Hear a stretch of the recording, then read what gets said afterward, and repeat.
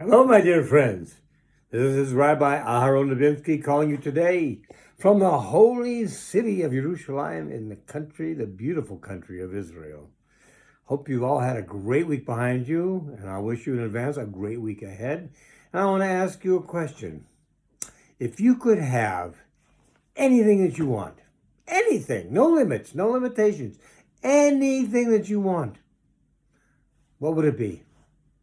I know there's some people out there going, I'd like to have a big mansion with 12 bedrooms in it, a pool out back, and it's on the beach, so I can go to into the waves anytime I want to. And there's those who would say, no, I want a Rolls Royce Silver Cloud. I want a Rolls Royce with ecstasy on the front of it. That's the one with the scarf going behind her. And there are others who would go, no, a Maserati, no, different kinds of cars, different kinds of homes. A lot of people, some people just ask for as much money as they could possibly have. If you had, in essence, what the fairy books call the Aladdin's lamp, what would it be that you would ask for? Take a minute. Okay, so now that you know what it is you would ask for, why don't you ask for it? I know. Who's going to give it to me? Well, let me ask you, who would you ask for it? If you have somebody who's a very rich friend who really loves you, you know it's not going to be a human being that you're going to ask for, right? You're going to ask the creator of the universe. Why? Because he can get anything. Maybe you don't believe that. Maybe that's why you don't ask. Maybe you don't believe he can get you anything that you want. Well, let me ask you something.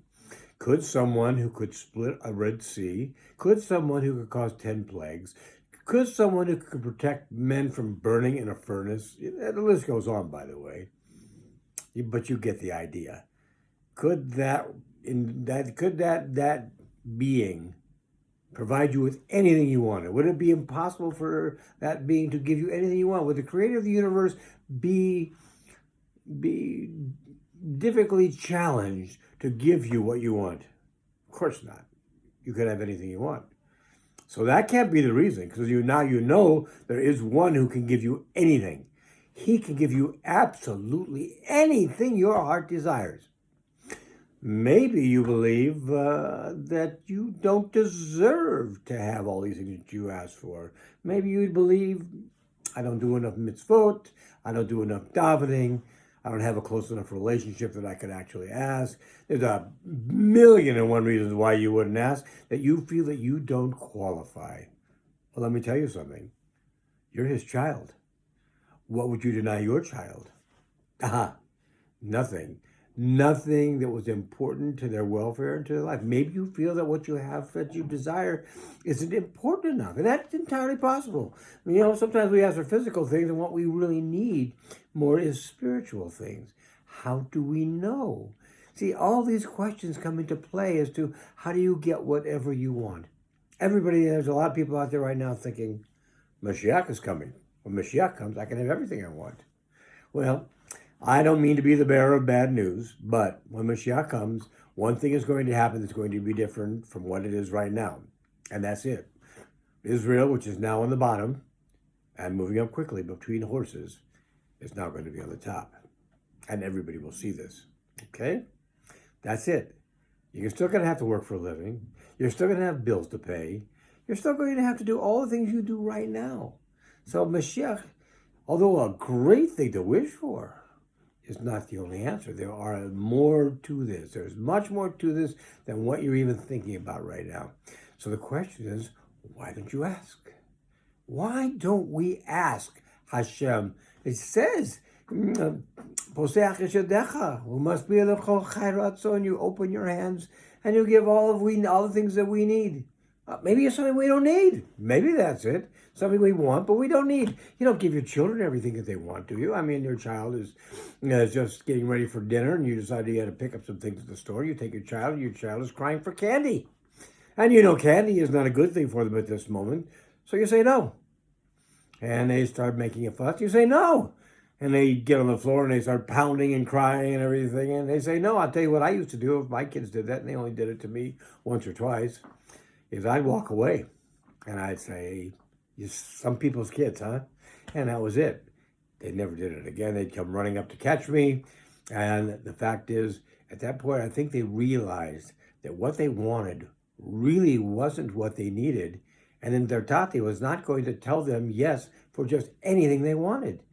So how do we make this thing turn around so we can get everything that we want? Well, let's start by saying something we talked about last week for a little while. Are you doing everything he wants? Do you do what he wants? Do you daven 3 times a day? If you're a man.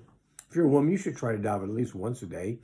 Twice a day would be better. But, since you're not bound by time constraint mitzvot, you don't have to. So saying all that, so what do you do? I mean, can you do more mitzvot? I mean, 613 of them. Chances are we're not doing them all. And again, we do get it out on certain mitzvahs because they're only connected to agricultural people, and we're not necessarily agricultural people, and some are relegated only to Kohanim, and not all of us are Kohanim. I am, but most of us are not necessarily. So these are things that don't apply to us. So instead of 613, you may only have 500, 450, something like that. Which one's the most important one? We talked about this last week as well. We don't know which one is the most important one. Therefore, how can we pick out the most important? I'm going to do this one because I know Hashem really likes this one. It's his favorite. it would just be great if it was just that easy. But it's not.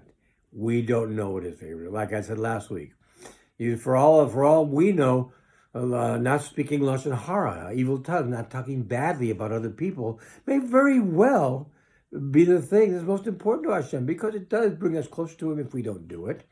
If we do it, it pushes us away from him. It takes away all of our mitzvot for the day and gives them to the person we spoke about, which should be a clue that it's a very important one. But is it the most important? Again, I'd love to tell you that's the answer, but I really don't know. Perhaps it is, perhaps it's not. So what do we do? So we don't know necessarily what's the most important. What is whatever we want? We have to think about it. Not just what we want. It's what do we need? What is important for us in our life? You come here for several reasons. One of the reasons you come, one of the reasons we all come, is because we have corrections to make from previous lifetimes. That's important to know. The other reason we come is to do something. What is it we come to do? I wish I knew. I wish I knew what I had to do, let alone what you have to do. So we all have something to do. How do we find out what it is we have to do? Now we get back to the crux of the matter. How do we get to get everything that we need to have? Everything that's important in our life. Everything that will make our life the kind of life we want to live. The answer is ask. Ask. Who do you ask? Well, who knows everything? He does. He knows everything. He knows the past. He knows the future. He knows the present. For us, we know what's going on today. Even though we don't live our lives that way, we should understand that the past is just history. The future is a big mystery.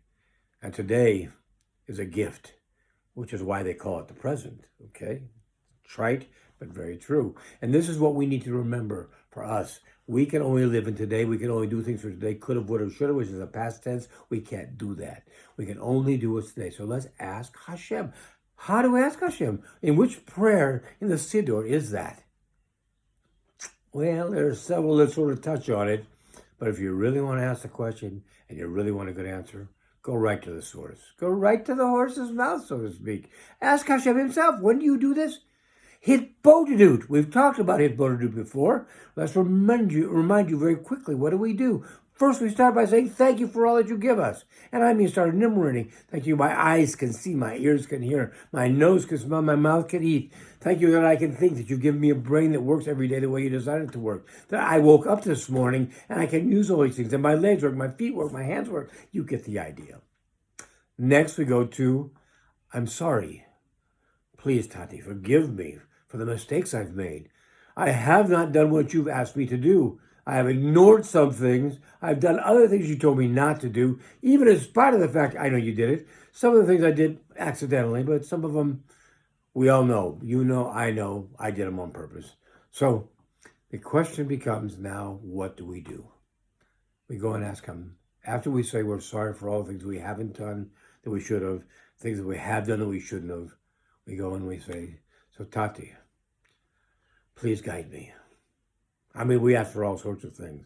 Good health is something good to ask for. Knowledge is something good to ask for. The ability to learn more, that's a good thing to ask for. But at the end of the day, a very general question is, my Father in heaven, please guide me.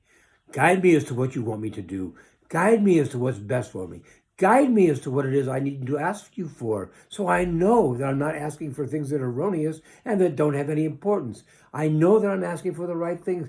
Guide me, Papa. Guide me. Guide me. Help me to be the person you want me to be.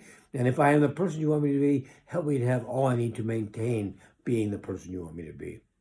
A simple answer to a very difficult question, but it will get you everything in life that you need. Okay, my friends, that having been said, everybody have a great Shabbos. Be well. Go into this new week with Hitbodedut on your mind, because Hitbodedut is going to help you answer the questions you want the answers to. How do you get all that you need to get? And Hashem will tell you. Be well. God bless. All the best.